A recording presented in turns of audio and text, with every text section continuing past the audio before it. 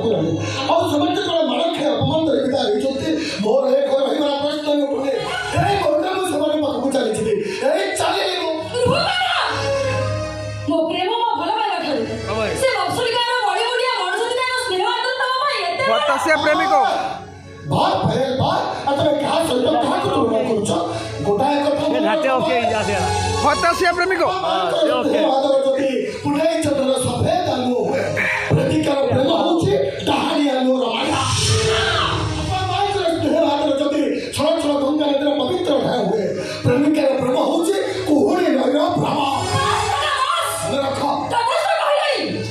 ହେଲେ ମତେ ଯୋଉ ସବୁ କଥା ଦେଇଥିଲ, ଭବିଷ୍ୟତ ରହିବାର ଯୋଉ ସବୁ ସ୍ୱପ୍ନ ଦେଖାଇଥିଲ, ସେ ସବୁ କଣ ଛଳ ଥିଲା, ପ୍ରତାରଣା ଥିଲା? ସେଇଆ ଉତ୍ତରଟା ଦେଇଦେ କାହ। ଆରେ ଉତ୍ତରଟା ଦେଇଦେ।